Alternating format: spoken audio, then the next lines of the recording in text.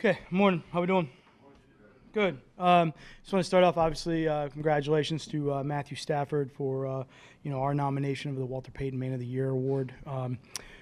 Matthew does a lot for a lot of different people in this area, certainly, and does a lot of different things to help, and really does a great job of leading, not only on the field but off the field in those areas to improve a lot of things. He does it without really a lot of recognition or the want of recognition. Kind of just flies under the radar, but he does an unbelievable job. He's really kind and caring and giving to the community. So just really proud of him and congratulations to him. So that's a great honor. So, okay.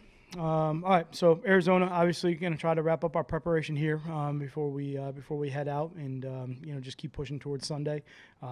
Big day for us here in the red area to kind of finish up the week, overview all the early downs, third down situations, goal line, 2-minute, kind of all the situational football that's going to come up during the game. Get that wrapped up, including special teams, and go out and hopefully play a good game on Sunday. So we know we got a big challenge in front of us. They're obviously coming off a big win, and I think they have what they did last week was a good formula of success for them to be able to run the ball, control the game, play good special teams, play great defense, and really put the stress on the other team to try to make plays. So it'll be a big challenge for us. They got a lot of great players on that team, and we got to do a good job of trying to defend them and then trying to attack them. So what do we got? What is flying out early today? What is that? How does that benefit you? When we travel, we try to take a look at how long the flight times are, and we're kind of right on the edge of maybe trying to go out the day before, the day, 2 days out, or just the day before the game. So for us, it's just a situation of trying to get out there, get settled in, get acclimated, have a good day tomorrow, stay on rhythm as far as that's concerned, have good night meetings, and then get up and play the game. So just kind of thought it was the best approach. We've, when you play the 2-hour kind of time change, it's always a little bit, do you go out the day before, a couple days before, and you try to gauge it off the flight times and where your team's at, and those decisions. So just thought it would be the right approach this week. Peterson's been at this a long time, one of the best. Just maybe what you see on the film from him, he seems to still be doing it at a really high level. Yeah, he's a phenomenal player. He's really he's quite dynamic and really a lot of different things. So his coverage is unbelievable, both man and zone. He plays with great vision to the quarterback. He does an unbelievable job anticipating routes. A lot of situations you'll see him actually run the routes the receivers are running. He's a matchup defender, so he can go to a particular player and try to match up and go to that side. And whether he's a true match or whether he's going to go to the side and stay outside, either way they can game plan it with him. A guy does an unbelievable job with ball skills. He's got great body control. He's got great vision. When the ball's in the air, he can obviously turn it over and score very quickly. You'll see him on the field goal block unit. Also, he comes off the edge. He's made some dynamic plays there too.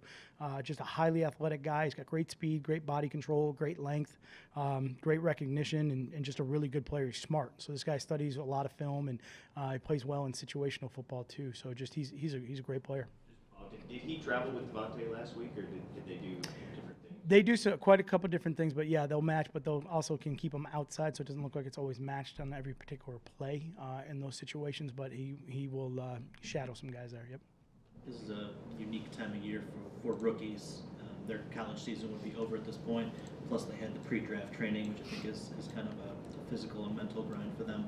Just wondering what you do to prepare them through the course of the offseason to now to have them ready to push through that rookie wall. Yeah, it's really something, I think we might have talked about this a while ago. If you think about it, really week 8 or game 8 is a full college season for them because you got to add on the preseason, which is a little bit different than what they've had before. So we're actually already into kind of that extended time, which is definitely happens for those guys. It's just a different season. They don't have a full off season because of the draft process and they're coming out of college. So the acclimation into the longer season and kind of some of the training that we do, they miss part of that, which is, just part of the deal as far as that's concerned. Just real important that when we kind of go through the season, we educate them, maybe like what we talked about before, about trying to get on schedule, trying to understand the pace of the season. It's a little bit different. So even going back to some of those conversations and questions that maybe we had in September about some of those guys that are rookies and, what we were trying to do with them and how we were trying to just make sure that through the long haul of the season that we had them operating at a high level or increasing their production as we went through the season. So we're certainly, just a continual education as far as that's concerned about the training and taking care of their bodies. And it's a lot different, than what they've been through before and the grind of the season where we're still got a quarter of football left to go. So we just got to keep on it as far as that's concerned. And we monitor the overall health of the team, everybody, but certainly we keep a track of those guys. just another question about the travel. I know obviously teams do it all the time, Sure. but just wondering, Yep. In your first season as head coach, did you learn something maybe from that San Francisco trip, Yep. which was the other Yep. long trip, Yep. or maybe in Oakland the preseason that kind of Yep. said, I wanted to do this? Yeah. You know what? I think the San Fran trip, not to really backtrack, but was definitely a little bit different, something we tried that was a little bit unique that actually worked out from a scheduling standpoint. Sometimes you got hotels, you got planes, you got a lot of different things you have to try to coordinate schedule-wise, and it just kind of worked out. And obviously that was successful for us the following week. Didn't really work too well for us that particular week on that Sunday. So, kind of all of it plays into effect. And, when we schedule these things, we tend to do it pretty much in advance, so just thought it'd be the right idea for this particular trip. And like you said, teams do this all the time. It's not really an unusual thing. So this is a pretty rhythmic thing for us as far as this trip would be concerned. Coach, it's just kind of a general question. Most impacts your offense, but when you have an influx of new players all at once like you've had, are there any things that are more difficult to prepare for just because they're still all kind of learning terminology, maybe 2-minute or on know how or stuff like Sure. that? There can be. Just depends on the players. It depends on the situation and what the positions are, and how familiar they are with the system or comfortable they get with the system in particular.